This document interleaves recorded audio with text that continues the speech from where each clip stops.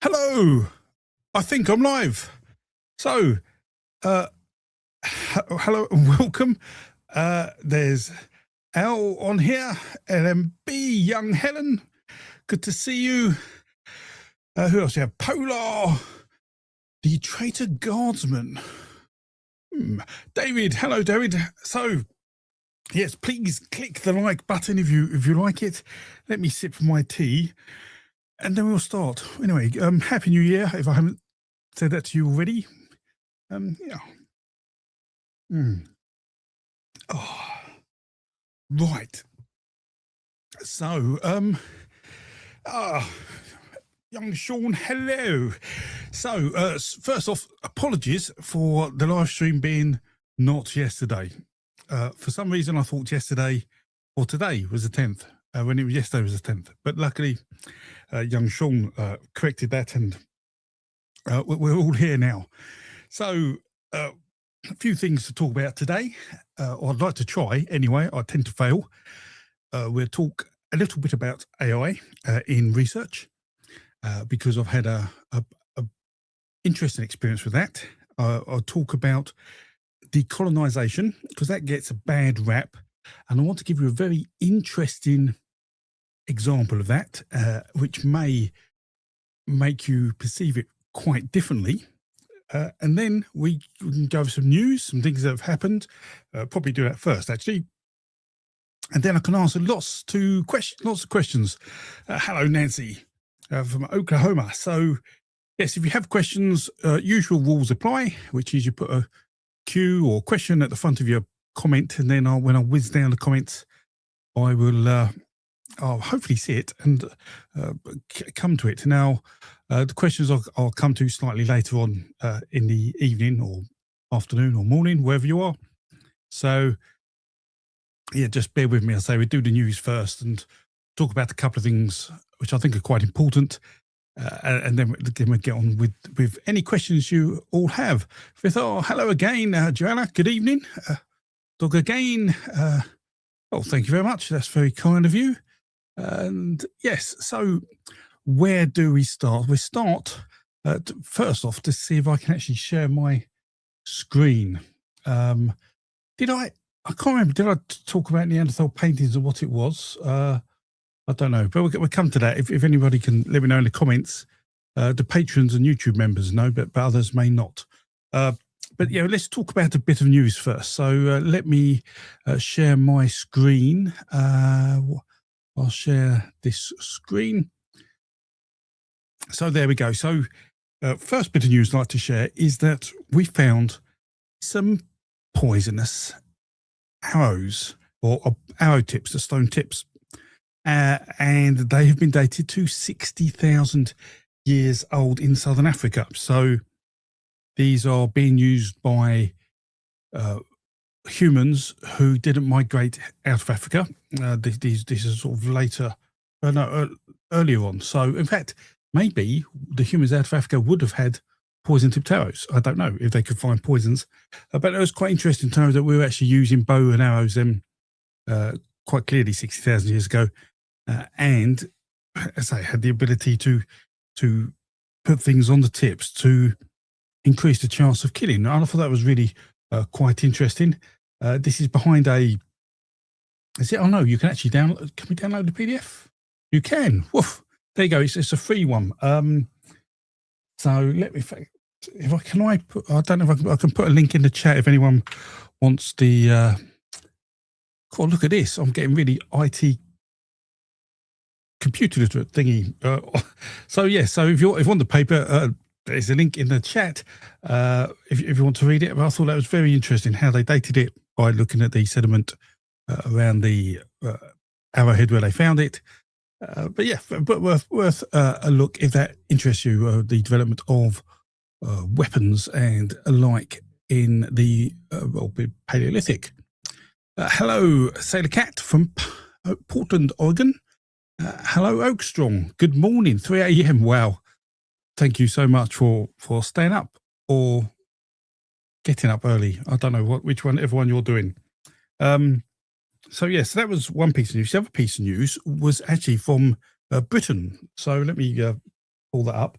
and this is from sort of Norfolk. I think it's just in Norfolk, a place called Thetford. So Thetford has a forest. Let me get this up. And what they discovered in Thetford Forest was a really good example of a war horn. So a Celtic war horn, which is a very tall brass horn with a shape of a sort of a dragon, or you might think of it like a horse's head at the top, which makes a really weird noise and was meant to scare the Romans. But I found a really good example of it.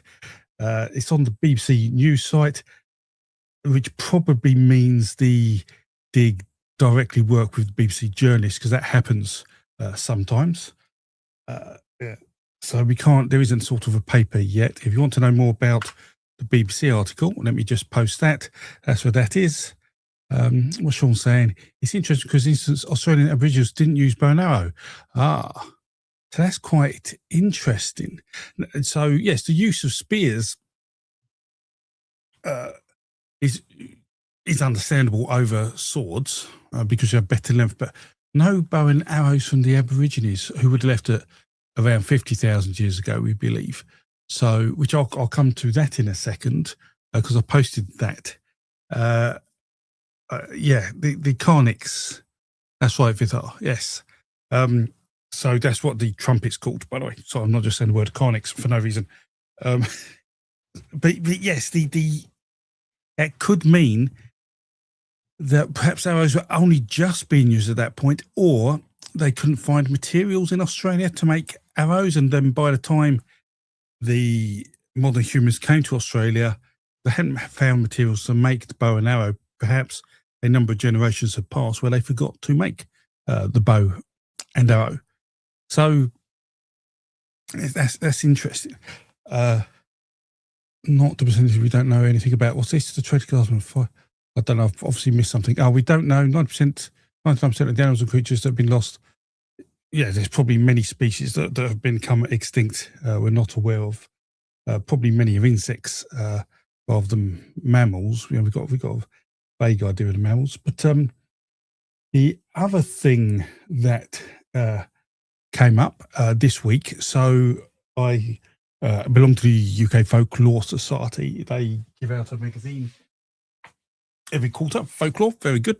Well worth it. These are really quite solid journals. Compare that to, let's say, the American Folklore Journal, which is once every 6 months, I think. And look, it's a little bit thinner and a lot smaller. So UK Folklore magazine's great value for money. But the American Folklore Society is well worth subscribing to. There's a lot more categories of folklore you can support in the American Folklore Society. And they have a different approach to some of the submissions, I would say. So, yeah, both worthy of read. But the reason I'm talking about that is what we have is they released a really interesting article on the power of the witch on YouTube. Now, my dear friend Crow Hag made probably an Instagram reel about this, which is interesting about witches on YouTube and the internet and social media platforms, that many of them perhaps aren't witches as they would have been classically defined. And because of the way social media platforms work, not just with witches, but with news, with things you like, it tends to bias what you watch. So if you watch an article about witches and this particular kind of article, you'll be shown more of that kind of article about witches rather than maybe have a broader range of articles about witches. So your thinking may become biased in that. But it's a really interesting article. But yeah, that was at the end of it. I think some of the points raised by some people on this is that there are many witches on the internet, or people who say they are witches, but yet they're just a front for selling crystals and alike, and they're quite capitalist in their nature and self-proclaimed rather than doing things for other people. Now, if you want to call yourself a witch, yeah, you can, but whether you'll be accepted as a witch by other witches, I don't know. It's an area I'm not overly familiar with. There's a lot of folklore about it, but it was an interesting article. So go and check out Crow Hag, say, on Instagram, and she's got a few shorts or reels or stories. I don't know what they call it on Instagram. I don't really use Instagram, but yeah, they've got some things on there about it. Yes, there's people here at S5 are there, usually small business owners with Etsy shops. There are a few of those out there, not all of them, but a few. It's all just laughing. Yeah. Do you want to come? I mean, there are some people who really feel connected and feel like they have something to give spiritually. And yeah, if you have and that you feel that's your calling, then do it. I just felt that there are certainly a proportion of people who are self-proclaimed witches who are neither magical nor really have the best intention of witches at heart, but would rather just earn a dollar from selling you a crystal they think can give you energy. And that's just really disappointing and very disrespectful to witches, really.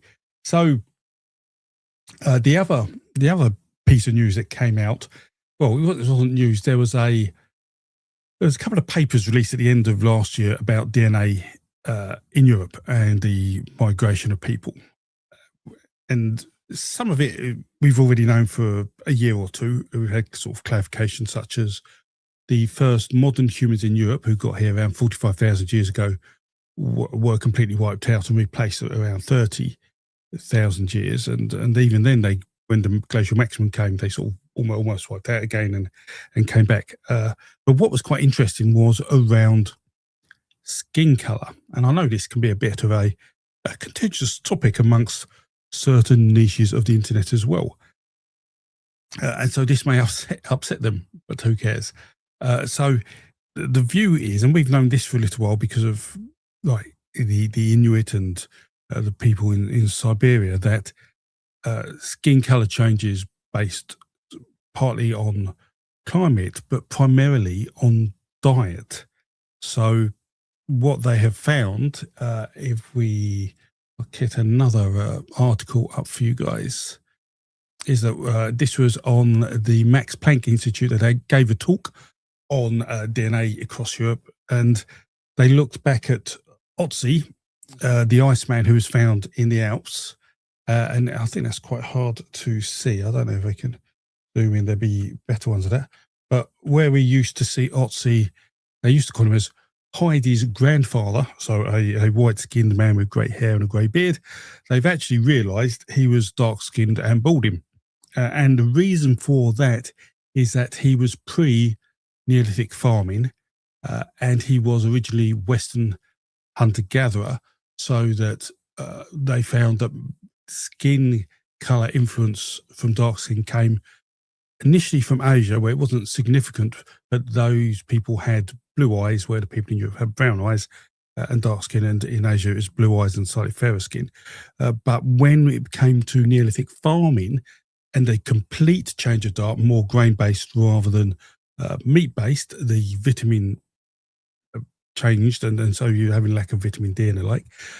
That's when skin colour became advantageous to be lighter, and they believe that skin colour, primarily amongst Europeans, only started to change maybe 5,000 years ago.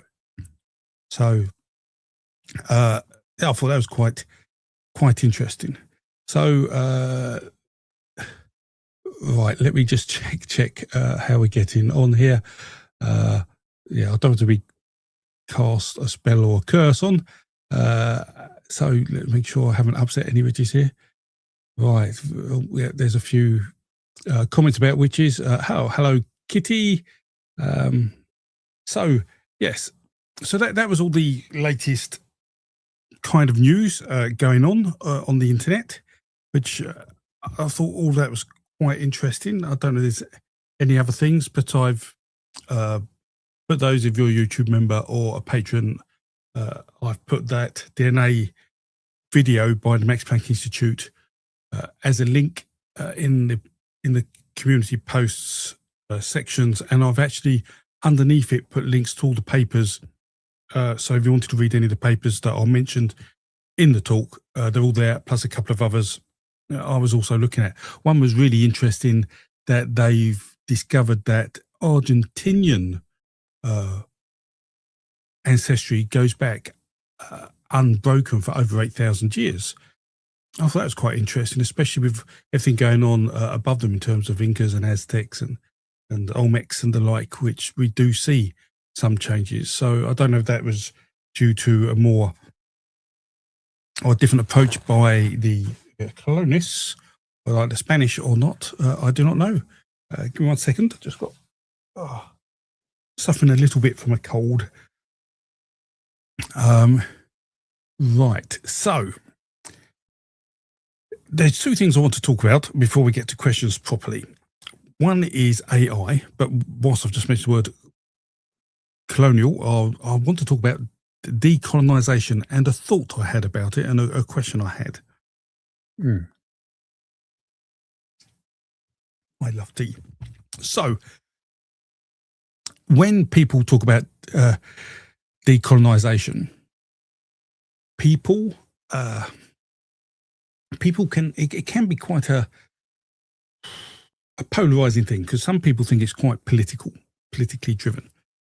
And in some instances, I have to be honest, I think it is. It isn't about erasing, or it shouldn't be about erasing history. We have to remember our history, and it's interesting to see how stories change.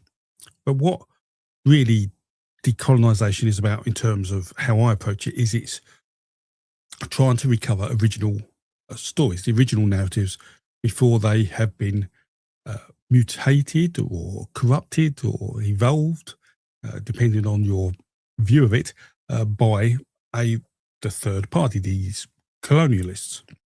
But I had this interesting thought, and it is quite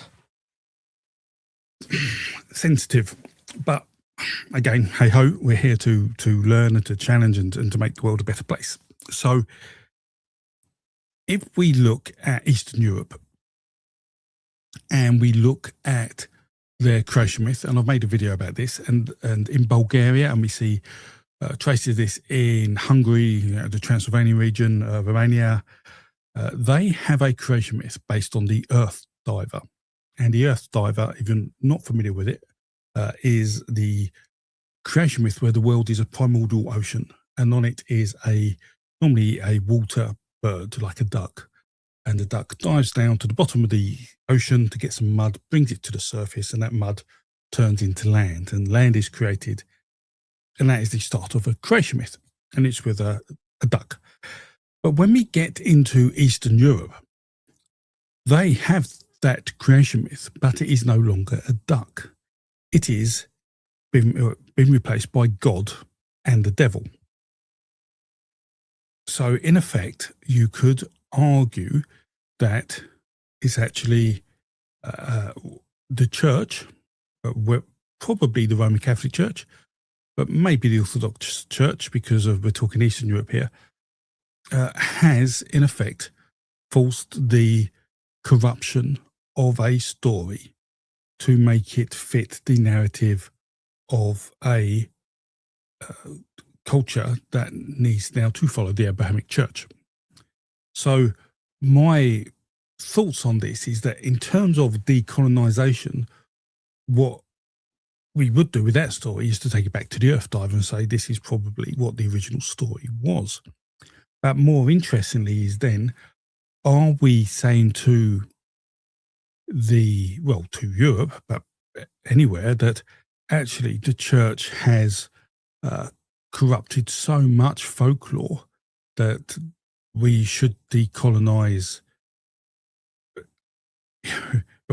take away all the church stories to try and recover pagan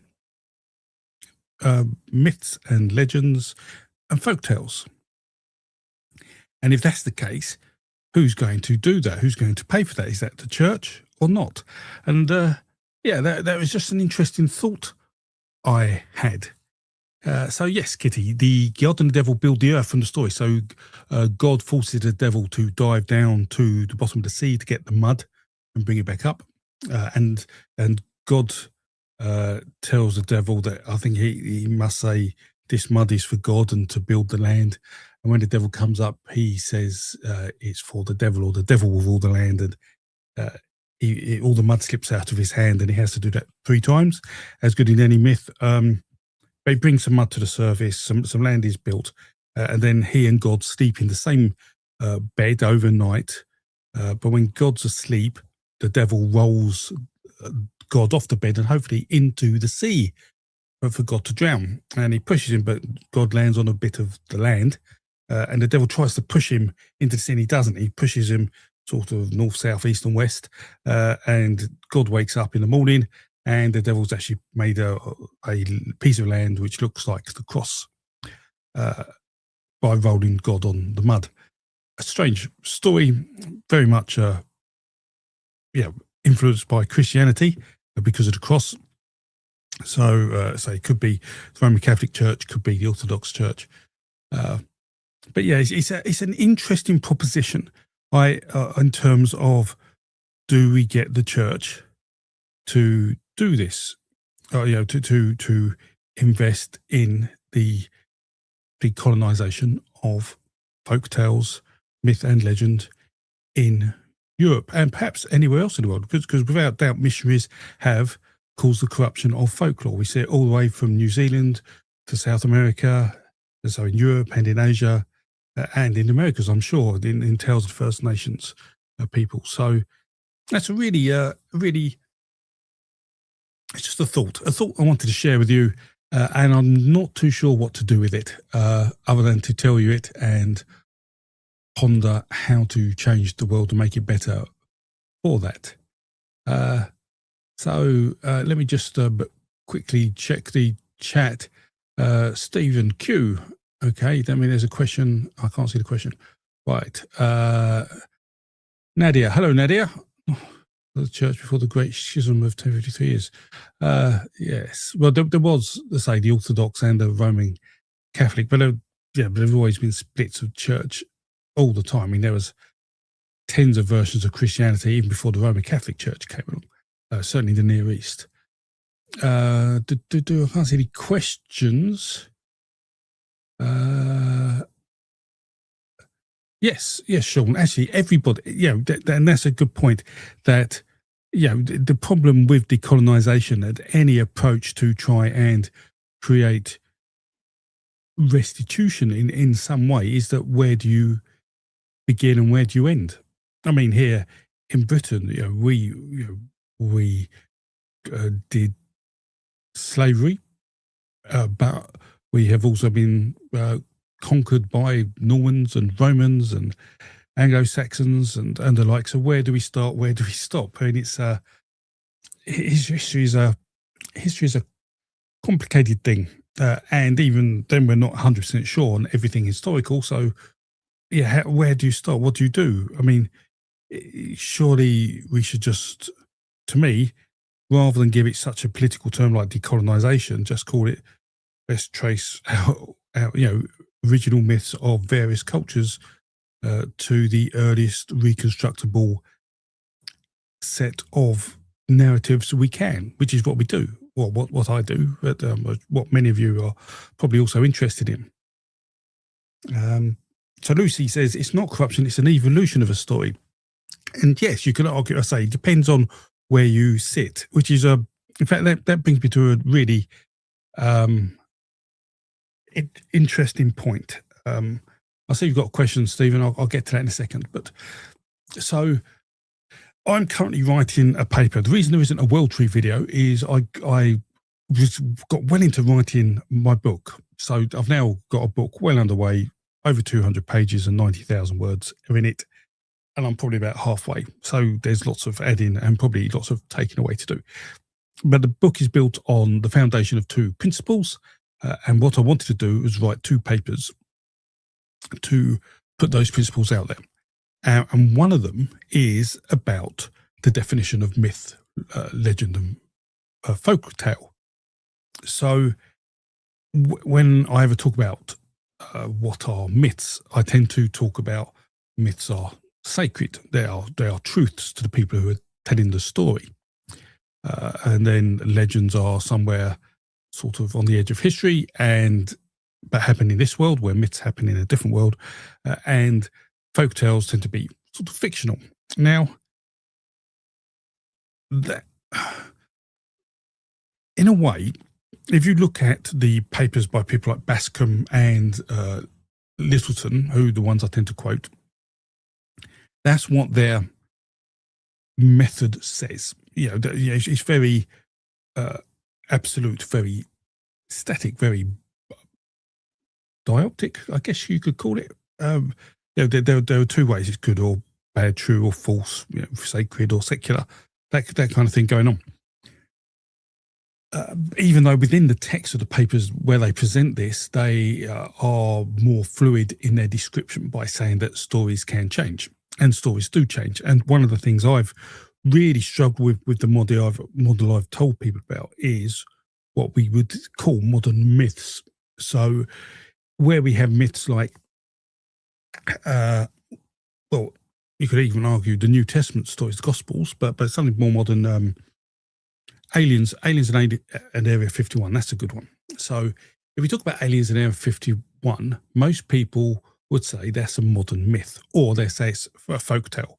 It's either a complete lie and you don't believe in the aliens, or if you do believe in the aliens, then it's a modern myth. So how do you define that in that sort of static model? So one of the papers I'm writing is about tweaking the model, enhancing the model, to allow the flexibility of narratives moving, but rather than call them truth and guess not truth or sacred and secular, I call it I'll call it something more specific, but basically a narrative authority. So a social narrative authority. So what do the people feel who are telling the story, not just the storyteller, but the group of people he's telling to, feel about the story? So if it's someone who believes in aliens telling the story, two people who believe in aliens, like in the cafe at the edge of Area 51, everybody would be into it and believe in it, and it would be treated almost as though it was sacred and true. It would have a narrative authority, and so therefore you could consider it sort of the level of myth. And if it was being told by me on YouTube, it would be told in the region of a folk tale. It has no authority. It's just a made-up story. Now upset the witches, I'm upsetting the aliens as well. So I may not have a great night if you don't see me for a few days. But that's the point. So I'm trying to write a paper to put forward the view that we should enhance Bascom and Littleton's work to make it more heuristic. It's not replacing it, it is an enhancement. And I've pretty much written the paper. Now, the reason I wanted to talk about AI is because I thought I'd just do a check, make sure I haven't accidentally sort of used anybody else's work and the like. And so I put it off to a plagiarism checker, an AI checker and things, and it came back. And it came back saying my paper was 99% written by AI. Which was a bit of a shock to me, because I do remember typing for about a week lots of words in Word to produce this paper. So I wanted to have a little chat about AI because of that, and how AI should be used in research and how to protect yourself against this thing, because this isn't unusual for I've seen students present papers that say they are AI written, and they say, no, it isn't. And they have to prove that. So what you need to do when doing any research is, yes, you can use AI to do research, to find things out. But once you've found the papers you need to read and the books you need to read and the websites to read or people to talk to, all that information you get, you need to read and consume and process, and you need to write that down. If you use AI to help outline your essay or thesis, or AI to write any of it, even if you then rewrite what AI has written to try and hide AI, which I know has been done, that's wrong. And if that you're found out, you will fail whatever exam or test you are doing, thesis. That is just a bad thing to do. So how you get around it, and how I will get around this, because I want to present this paper to a journal, is you show them your previous versions of the paper. So when you write a paper, make sure there's versions saving or changes are saved.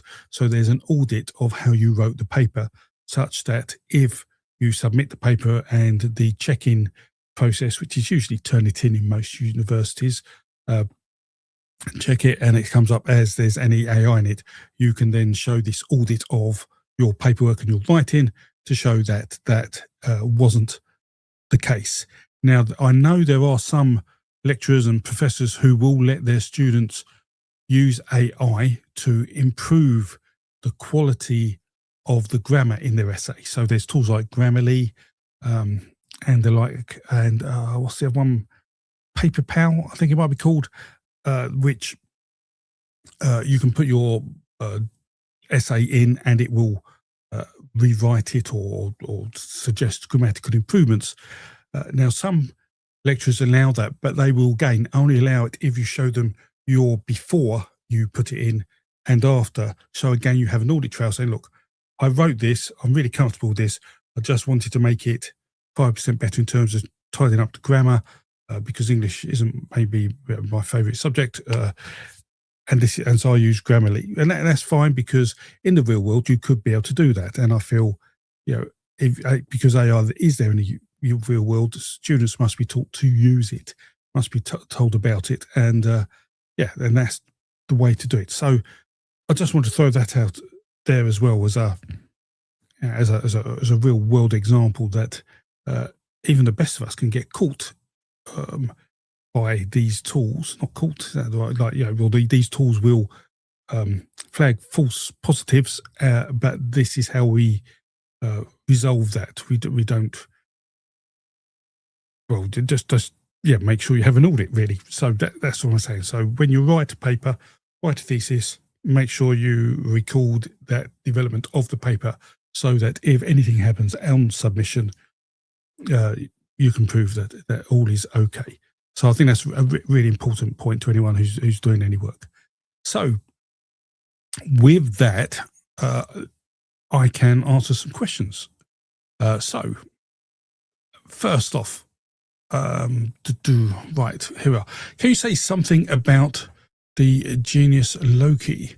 I know it's Loki. Okay, right. But I'm thinking more about the equivalence in earlier, later, particularly.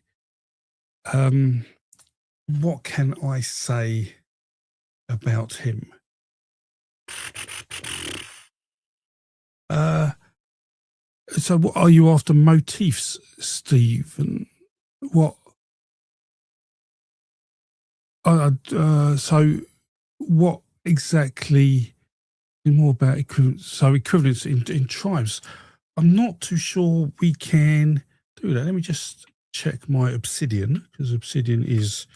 So if any of you don't know, one of the tools I would recommend if you are doing research is Obsidian, which is a free tool, which has a markdown language, and it's where I put all my notes. And I have nothing about Loki. So are we talking? So just to make sure linguistically we're right there, I'll be talking loci. I'm a bit confused. As in, right, so my bad. Right, I know we're talking about spirit. So this is really my cup of tea. But okay, so loci, I'll talk about spirits of a place. There is a god of the home I'm slightly more familiar with. In terms of spirits, I don't. I am not so familiar with other spirits, if I'm honest, Stephen. So that is my thing. What I would say is that in terms of protection of the home, I think it's something that has been going on for, well, as long as we've had homes. So we see in Göbekli Tepe the skull cult and the burials of skulls and idols in the walls of buildings and homes, and in many cultures since then. So there's certainly been sort of, you don't know whether to call it ancestor worship or expect the ancestors to stay at the home to protect the home, or whether something's there. There's always been, I think, a belief certainly in European and Indo-European cultures, but I don't know too much about it. There isn't, I can't think of any spirit names, but I'll have a ponder about that. All right, so I'm just catching up on the chat. So people are on synchronization and decolonization, and what do we do about it? Yes, and everybody's bringing up the point that, where do you start? Everybody's corrupted everybody else. Whose story should be first? Where do we go back? So it's really, I can't, in a way, decolonization can be politically divisive, but if you actually think about it and take it down, as I've done, let's say for this religious example, you really start realizing actually the problems with it, but also, the problems with it. There's different. You've got the problem of, who does it, and the problem of where do you go with it. It's and I don't think anyone will be happy whatever's done. Yes, Lucy said myths are sometimes overwritten and changed all the time. Myths, so I teach this all the time, that landscape and society, whenever that changes, the myth will change. You don't get myths about polar bears in the desert. You don't get myths about camels in the Arctic. The myths change depending where they're told. Even if the core myth themes stay the same, the details will alter. Okay. So Helen raises an interesting point that many cultures would like to do that for themselves. Now, so some of those cultures, so where the cultures still exist, I guess we mean, and yes, because there is a sense of national pride of their own. I mean, that's the whole point of folklore in a way.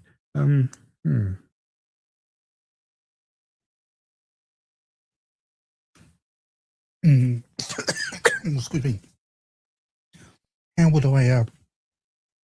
would we deal with cultures that aren't around, and who's responsible for them? And if we only deal with cultures that are still around, then we've still lost things, or are we just saying we shouldn't worry about those cultures we wiped out through colonization? That's a really, really sensitive and tough subject, and I'm glad I don't have to deal with it. I'm happy to talk about it to let others think about it. Certainly, if any of you are students at uni and doing any kind of literary course, it's an interesting question to raise to your lecturers, how they would deal with it, and they'll probably just say sensitively as an opt-out. I think actually getting a practical solution is difficult unless you actually go for niche projects driven by particular people who may well be of the culture that will benefit from it. Yes. Right. Another question. Sorry. Still feeling a bit rough. Right. So, is the world tree the same tree that Adam and Eve ate the forbidden fruit from? No. Not from my point of view. The world tree is the tree that connects the earth, and so the roots are underground, holding the earth together. The trunk is going up in the realm of humans, and keeps track of time, which is why trees have rings in the myths, and the leaves touch the heavens. So it allows the heavens to touch or be in touch with the underground whilst keeping them separate. And that's sort of its primary purpose. However, we then see it leveraged in different cultures for different things. It's certainly, I don't ever see it be seen as a tree of life per se, where you could eat fruit from it. In terms of knowledge, I don't think I've ever seen it as a tree of knowledge. You do get trees representing life, though. We certainly see in the Anatolian region around probably 2,000 or 3,000 BC mythology around evergreens and fruits from from cones from the evergreens representing the life of ancestors. But then deciduous trees that lose their leaves and come back show a rebirth, a recycle of life. But yeah, no, it's the tree of knowledge, I think, may have been influenced by the tree of life and the world tree, but I feel it's just a mechanism to get fruit into the hand of the snake, and sorry, accidentally broken my desk, and the hand of the snake, and therefore into the hand of Eve and the hand of Adam, so they lose immortality. So that's where I think that's come from. Traitor, which is the chap's name. Not, I'm calling him a traitor. Veligast, are you saying the Slavic post-Christian myth is less valid? Is that what you are saying? Your question? Are you asking me Slavic? This is the problem with decolonization.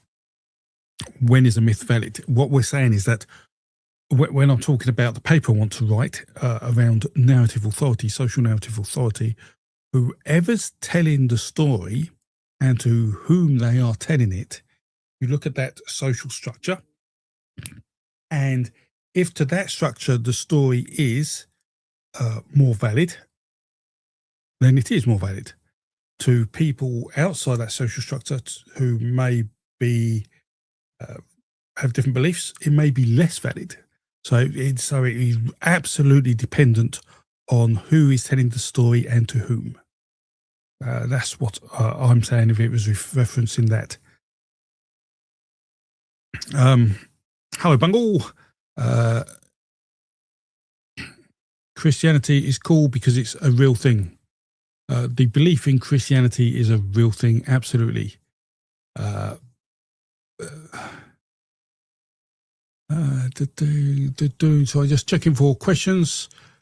A few on AI. Right. So Kitty says something, which I don't think it's a question to me, might have been. How long did the original religions last in Britain, and when did the Romans come? So this is one of the problems. What are the original religions in Britain? And they would have been Western hunter-gatherer religions, so probably animistic. They would have disappeared with the introduction of Neolithic farmers. And then they would have been replaced by the Indo-Europeans. And I think they came over in two waves before the Romans eventually came along. So this is the problem. What story is the right story? We will never know.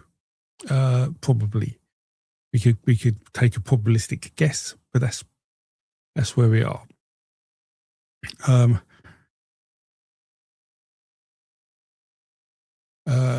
Right. There's some interesting views on AI. Chris Newbury, I'll just let you know that I spent a lot of time writing code to deliver AI. Let you think about that for a second. Hello, Dale. People asking what the original religions are. Yes. people to do any questions. I'm just looking for cues. Any cues? Everybody having a good, old chat in the chat. Did they? To whom?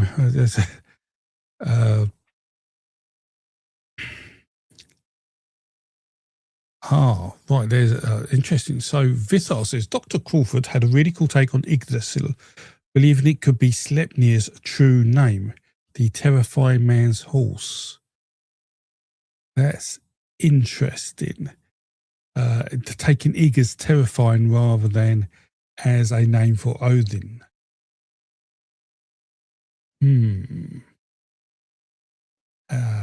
Yes, that's interesting. I'm not aware of that. I'll have to look at that. So here's an interesting question. Why did the gods cheat on each other more than humans have done? That's a matter of perspective. I think humans have done more cheating. I think the question is, why did gods cheat? Especially gods like Zeus, who I think he cheated more than not cheated. That, which is maybe what you mean. Let me put that for a second. Why did gods cheat?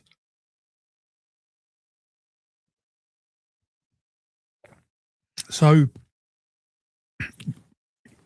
if we be real about this, gods are a reflection of the people who've created the religion.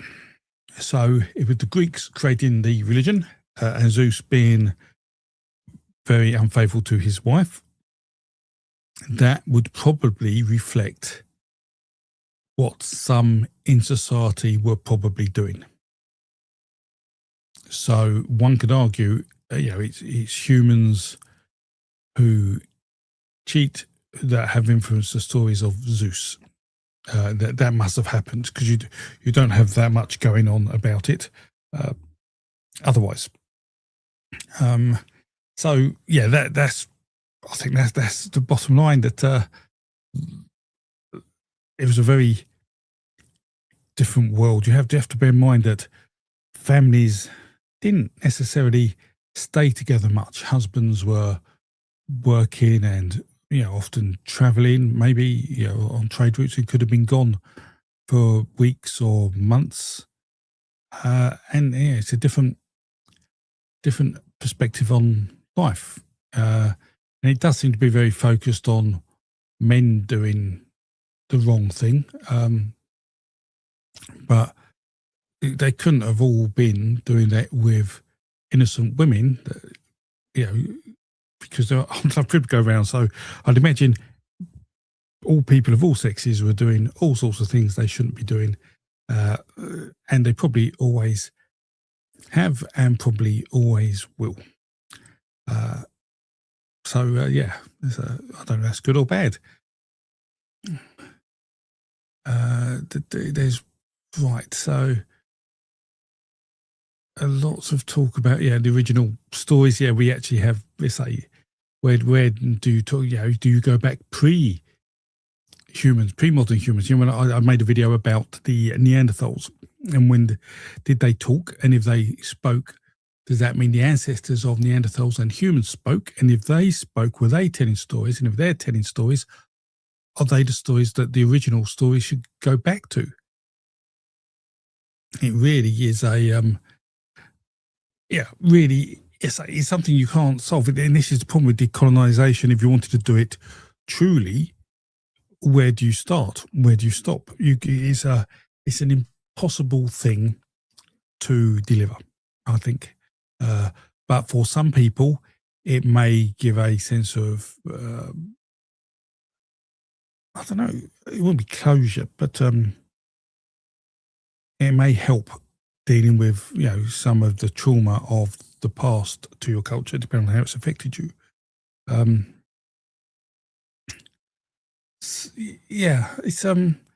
didn't expect to get that much talking, but like a chat between people, it is a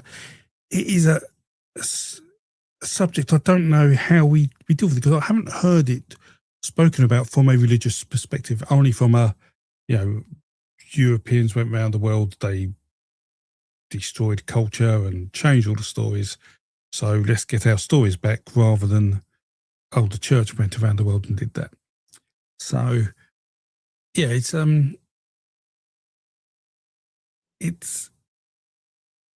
yeah, I say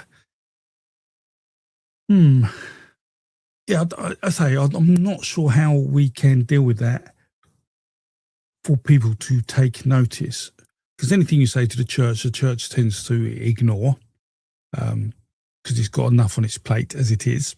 And so yeah, I don't know. Right, so we have a question, Mr. Krenin. What moral frontier did Heracles face or fight as the OG son of God, sailing hero of the Mycenaean classic Greek era peoples? What moral frontier did he? Oh, moral frontier did he? I don't know if he did. It have more. He slayed a dragon, didn't he? I think Heracles has a cattle raiding myth about him, and that is a very heroic thing to do, and that would be seen as the pinnacle of heroism in terms of the Indo-European stories. In terms of Neolithic farming stories, yeah, you still need to kill dragons, but that was more done by Python. Was that Apollo and Python?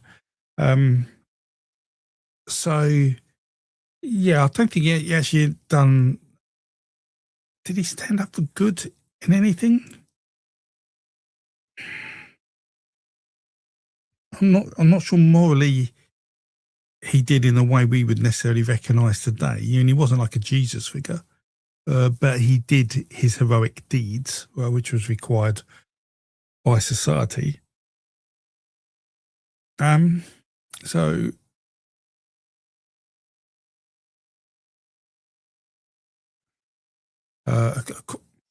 Flaggarth, if you write a book about myths and legends and the difference between them, you need to include the Galadriel quote, history became legend and legend became myth.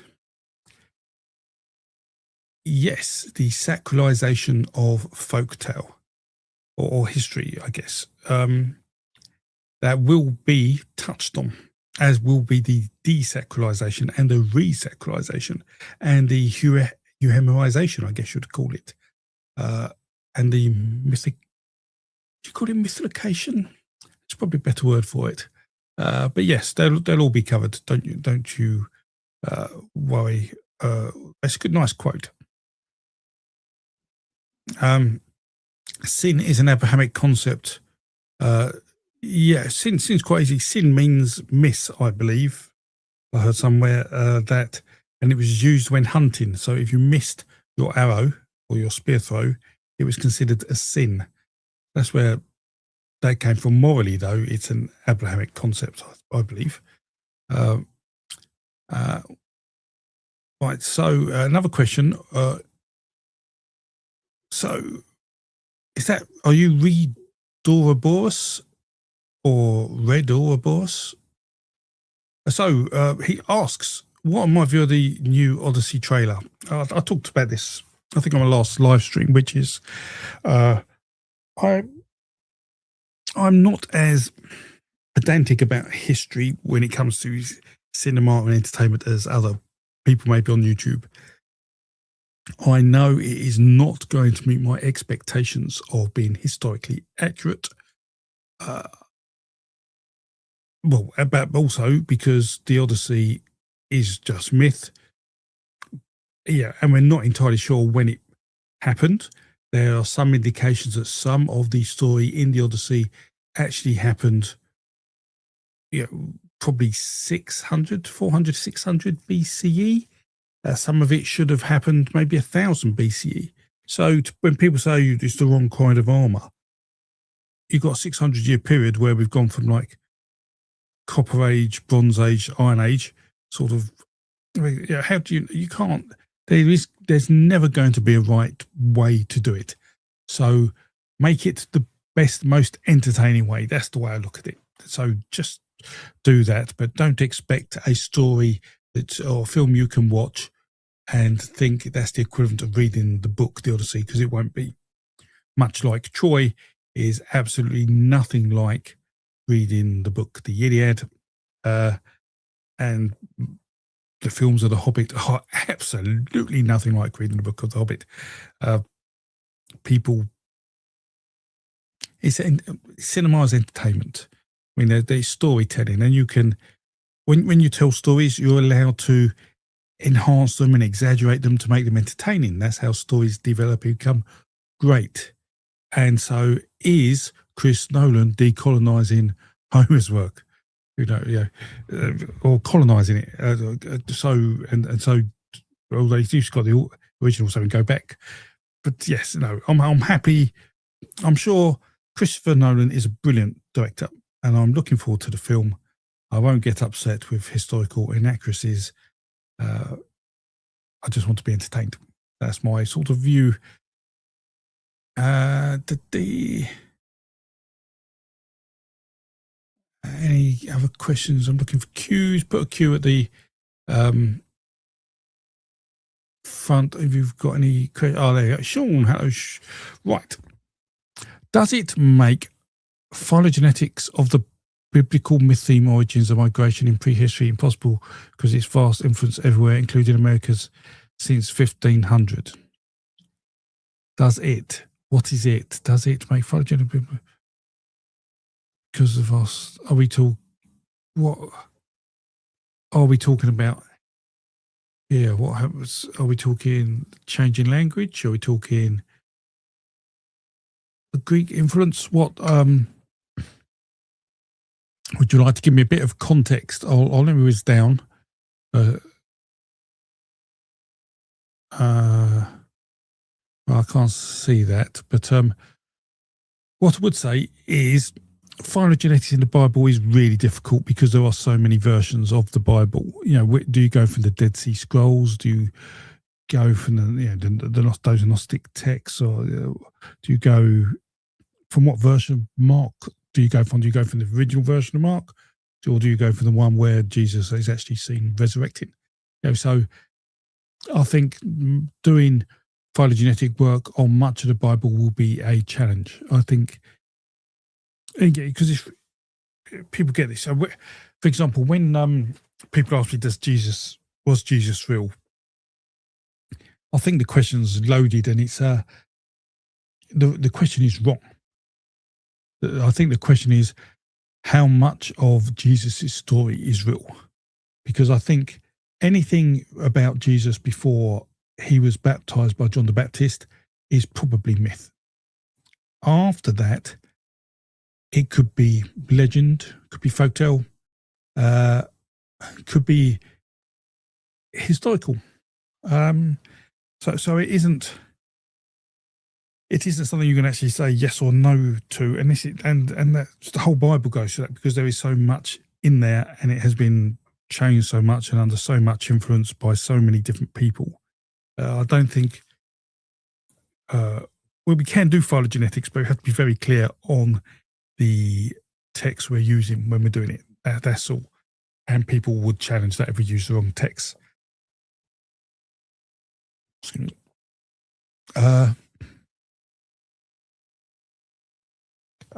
got fiction. We've got someone here, isn't it? Fiction Hitch. Hello, Fiction Hitch. In your view, are flood myths a possible memory of raising sea levels from 10,000 years ago? No.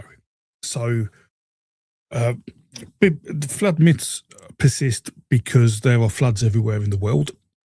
The original global catastrophe type flood myth looks to have developed from a creation myth of the primordial ocean, where the world was an ocean at the beginning. And the flood myth is sort of like a reset of the world in that scenario. And phylogenetics has traced the origin of that myth back to probably 25 to 30,000 years ago, and probably coming from Southeast Asia, where we don't see, or currently we don't expect there to be much in the way of sea level rises that would affect people, because I feel it is the absence of sea that caused the flood myth to happen. If you live in a world with a sea by the coast, the primordial ocean creation myth makes sense. If you live inland, then the primordial ocean myth may not make sense if you haven't seen the sea. So you need something else to fill that gap, and I feel that's where the flood myth probably comes from. Right, let me just whiz down 4 questions.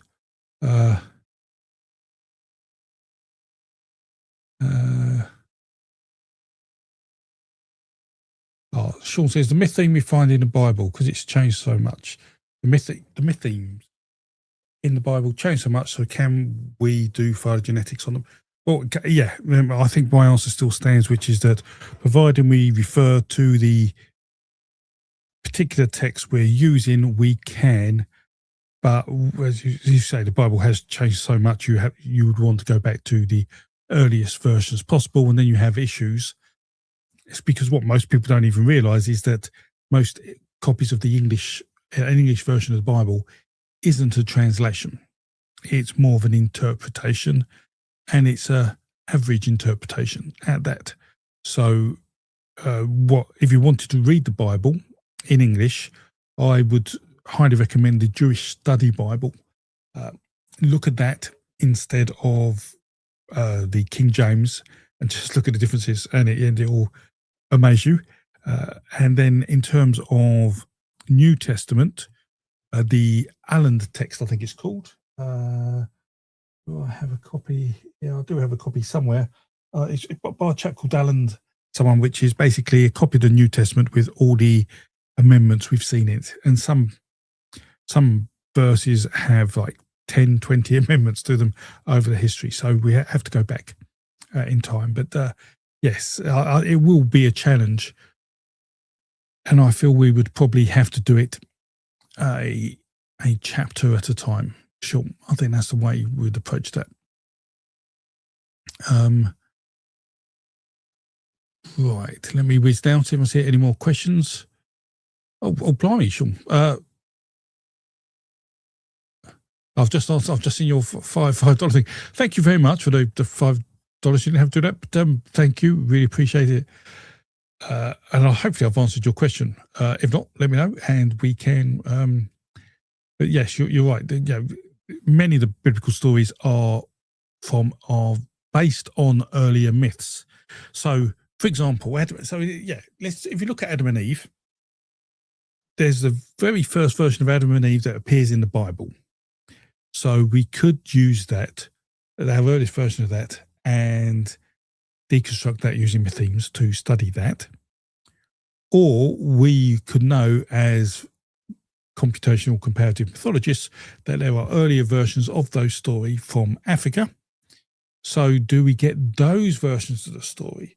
But the thing is with myth themes, and this is the important thing, is that the myth themes of the story of Adam and Eve eating the fruit in the Garden of Eden should be quite similar to the myth themes of the snake giving fruit to get immortality, or the snake that allows humans the knowledge of sex in a race to beat him to gain immortality. Those myth themes. So, yeah, in terms of using myth themes, there should be consistency in there. And so you could argue that if we persisted with the earliest versions of biblical narrative when doing phylogenetic studies, even if we believe those narratives have evolved from earlier narratives because of how myth themes work, we should still get good results we are confident in. Now, it's the Bible. It's a lot more complicated than that, but I feel, putting me on the spot, that's probably the best response. So yeah, I mean, that is possible, but refer to the right data when you do it, and assume that our belief in myth themes hold true. Right. Thank you very much, Kitty. Every little helps. It all goes to running the mythology database, which is going to hopefully have some really big runs this year, like in terms of processing of data to improve it. It's and that helps me do my research and helps many people do their research. So thank you so much. I appreciate that. Right. Question. Have you considered getting a Discord server, or whatever the kids are calling it?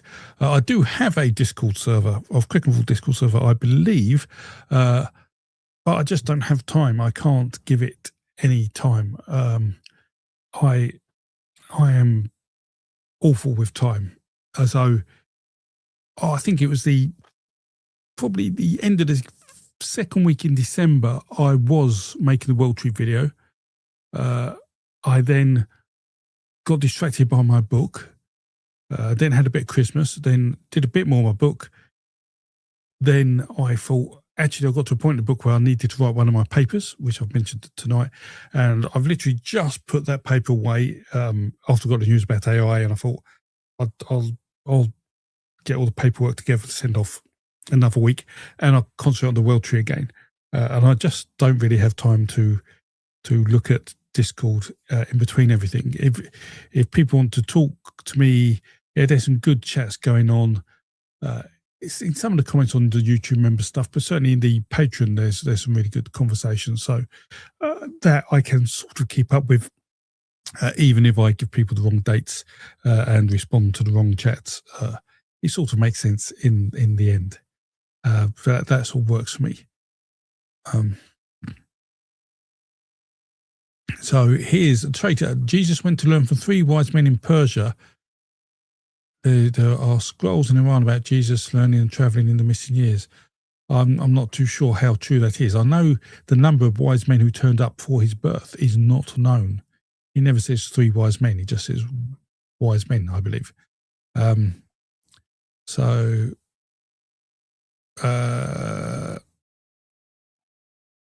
an Oxford Study Bible. Oh, right. Oh, my word. Right. Right. Lots of questions. I've just seen another chat from Kitty. Kitty, blimey. Thank you very much. I would love to learn what your thoughts are on the Mother Mary being related to the divine feminine goddess. Oh, right. How do I answer this? Having upset witches and aliens, don't want to upset Christians. Yeah, that's so. There is much that is pagan in Christianity. You know, the fact the only reason Christianity isn't pagan is because we call it Christianity.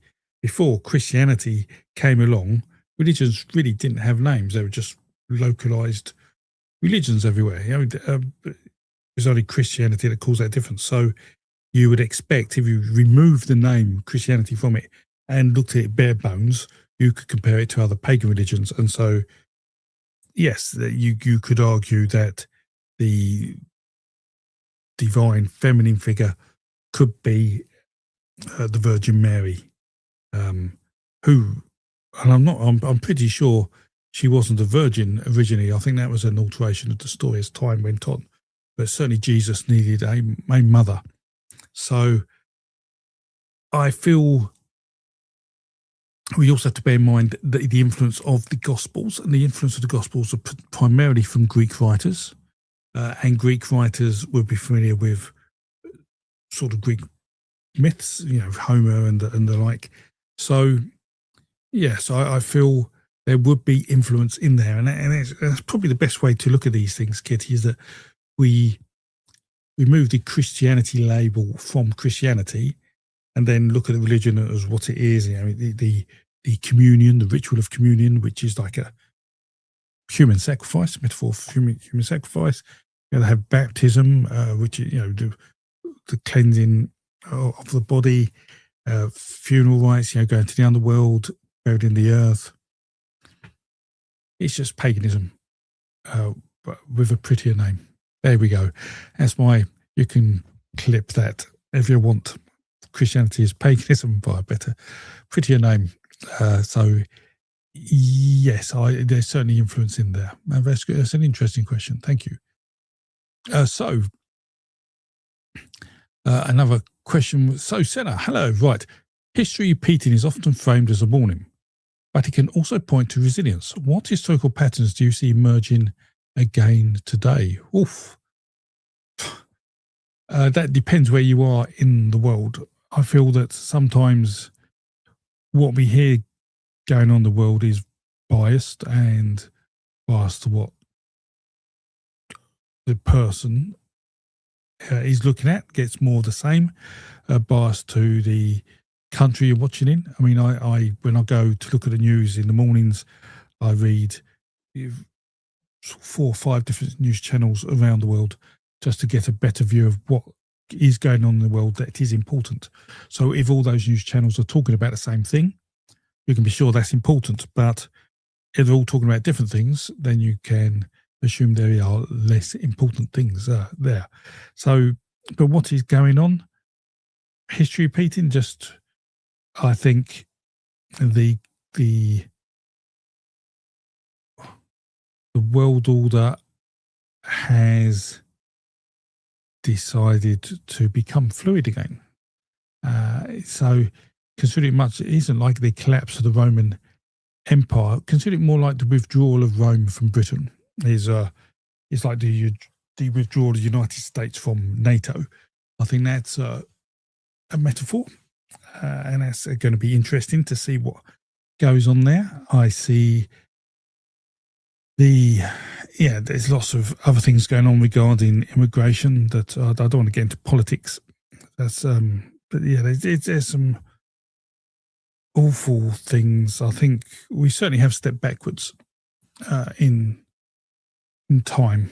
I feel we're it's like we're living in the 1926, and that's interesting that literally one person can influence that so significantly. That's and that's perhaps history repeating itself. Too much power for one person can lead to some awful things, or it may lead to good things. I don't know. Who knows? Because that's where we are. That's the history. Right.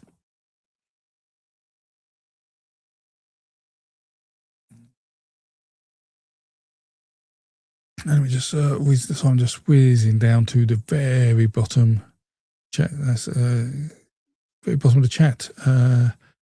Oxford Study Bible is notable for extra-canonical works.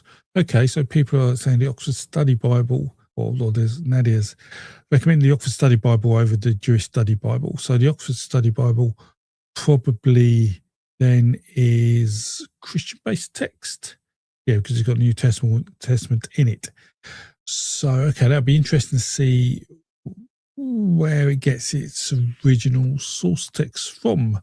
But perhaps it's worth having both. I mean, I've got the 5 or 6 versions of the Bible here, and including study versions, which are in sort of multiple volumes, as well as the Torah editions as well, which I thought the descriptions in are quite good. But yes, really interesting. The Bible's just a fascinating book, fascinating library of books. Some people are agreeing with that. Yes, Christianity is paganism with a prettier name. People, right? So, have I missed any questions? Well, I don't know if I have. Sorry, yes, there's a question. Right, are there fundamental differences between how the 3 major Abrahamic faiths view Abraham himself, or are they consistent in their view of him? I feel they're all, I'm not a biblical scholar, so I may be incorrect here, but I do believe they all give Abraham the same level of respect, which isn't to be said for other members of the biblical timeline. So whilst Muslims have respect for Jesus, they obviously don't believe he is the Messiah, or nor do the Jews. So I think that's where it starts getting a bit more complicated around the New Testament, and then into the Quran. yeah, I think up to Moses and getting to Israel, I think all that's reasonably consistent. Although I'd expect, I'm not a biblical scholar, I'd expect someone who knows their stuff to be able to answer that better than me. 1 second. Oh. But yeah, I can't recall anybody having issues with Abraham in terms of Jews, Muslims, or Christians. So let me scroll up. Did you miss the AI discussion? Yes, it was quite brief, but it was just to say, it was just saying how you not get around AI. Sometimes AI can give false positives, and it's just to let students know how they can approach that if their essays are flagged as being AI written when they're not. So you get your essay may get caught in an AI detection system, and I'll show how you can prove that your essay is not AI. So yeah, you can say that's probably about 20 minutes in to this chat. Right. Any other questions? Don't think there are. Perhaps hopefully I haven't missed any. If I have missed any, I'm sorry. My question mechanism for this is a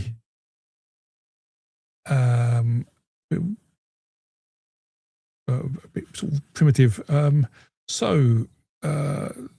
Right, Mr. Cunning has gone away. Right, so I'm reading myself, yes. Okay, so I've been on an hour and a bit. I can't see any more questions. I've given you updates on the news and AI, decolonization, which I think was a really interesting subject. So what I would say is, if you want me to talk about any of those subjects separately, I can make short videos on them and just post them on the YouTube channel properly and go into more detail. If you want to hear about those, I'm happy to do that. Especially the decolonization one. That seems to have picked up quite a bit of discussion.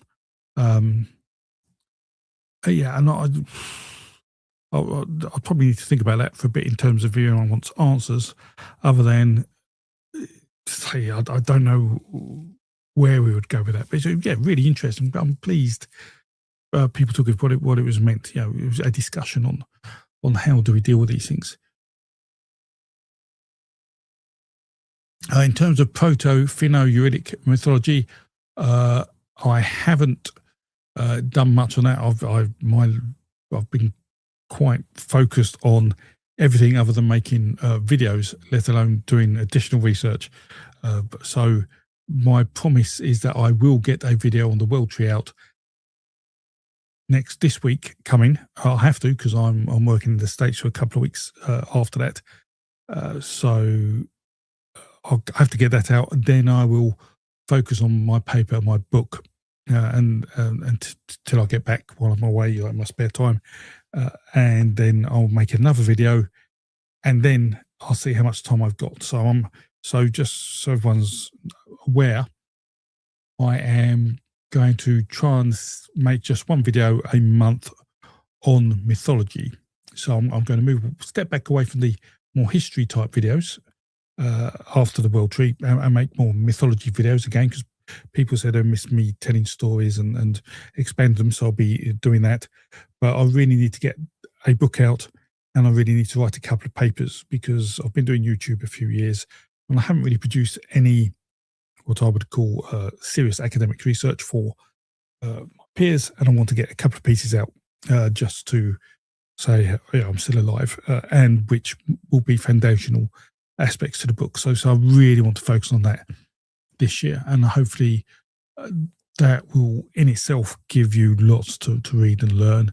I've spent quite some time on thinking about how to write about the foundations of comparative mythology in a way that makes sense and addresses all the issues that we often see. And I think even I say so myself, I think I'm done a really good job, apart from actually write the paper on the around myth themes and how to consistently decide what myth themes we would have within a myth, which I've done lots of work on, got lots of math and paperwork. I've probably got about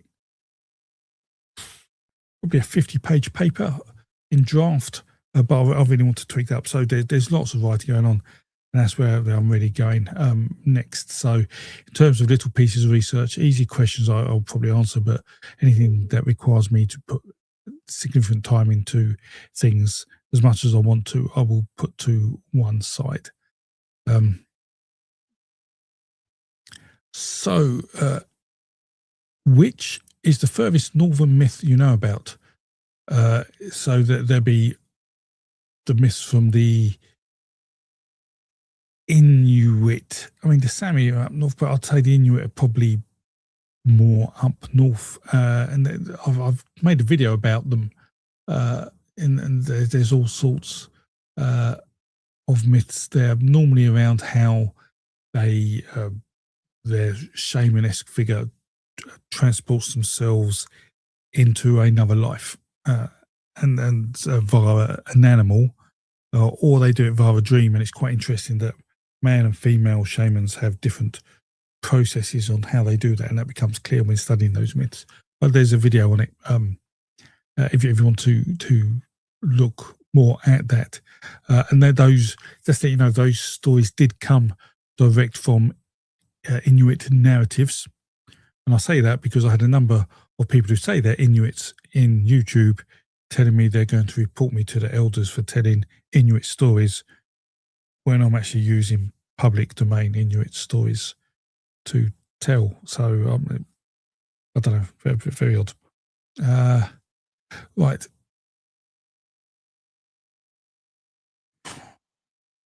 Question: John, what data do you need for Southeast Oz?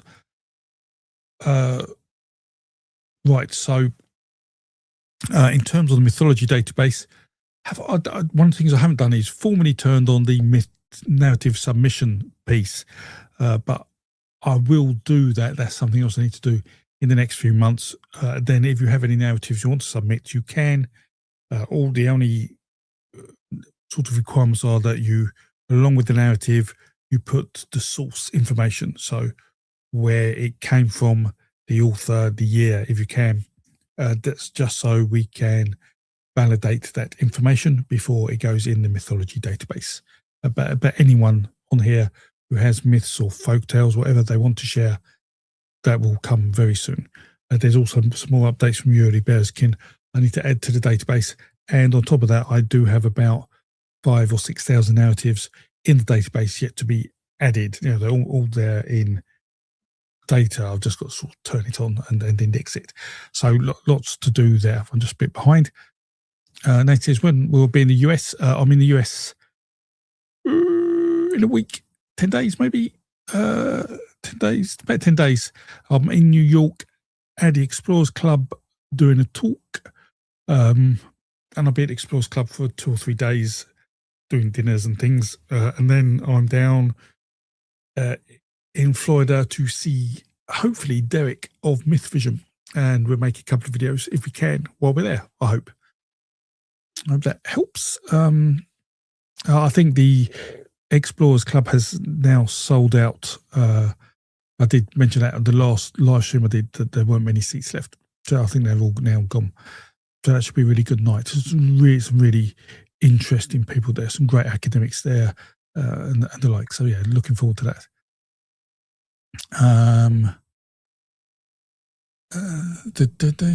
Right. I'm just looking for cues. Vitha, what would I do for a Klondike bar? I'm not sure what a Klondike bar is. Is it chocolate? I don't know. Will there be a book signing in New York? Not for me. There won't be a book signing. There will be copies of my friend Sterler's book. He's got a book, 12,000 Years of Viking History. I don't know if I can give a cover reveal, because I don't know if he's formally put it out there. But he'll be doing signing when my book is released, hopefully this year.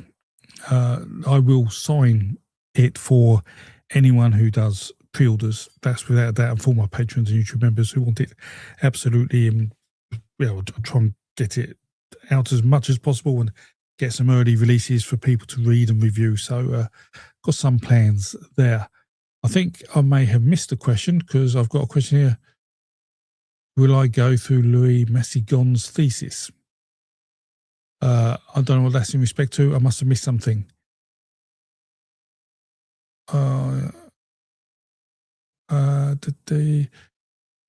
Right, I can't see any cues.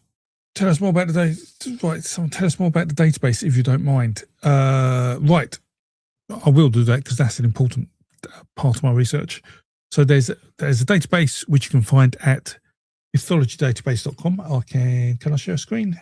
Let me just see if I can share a screen. Can I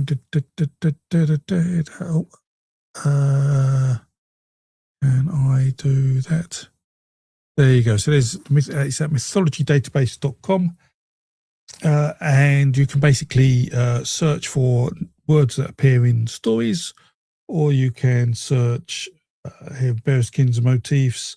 You can search across the world. So let's say you're interested in myths in, let's say, Australia. We can go down, let's say, to, where would we like to go? Unless we go to one of the islands, I don't know where we go. So let's go here. So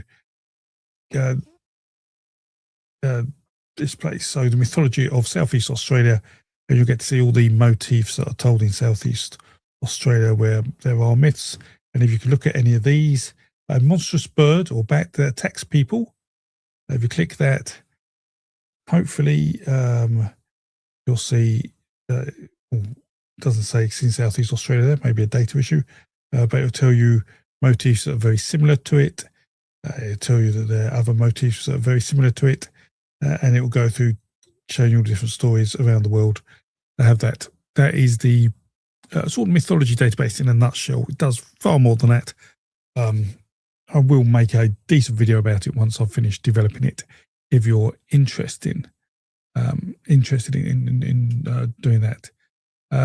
One more question. Natalie, clarifying, you stated a moment ago that you had something on comparative, you would love something on comparative Abrahamic religions. Oh, okay. I was wondering if you'd cite Scott Bickovich's work, Louis Masson's thesis on religions. I'm not aware of that, but now you've mentioned it, I will look that up. Thank you, Natalie. I will definitely look that up. Right. Right, people are saying that I have to go and my voice is giving up. Oh, cold tea. Right. Large birds attacking people in Australia. That would be the Emu Wars. Yes, 1930s. What a myth that was. Legendary, in fact.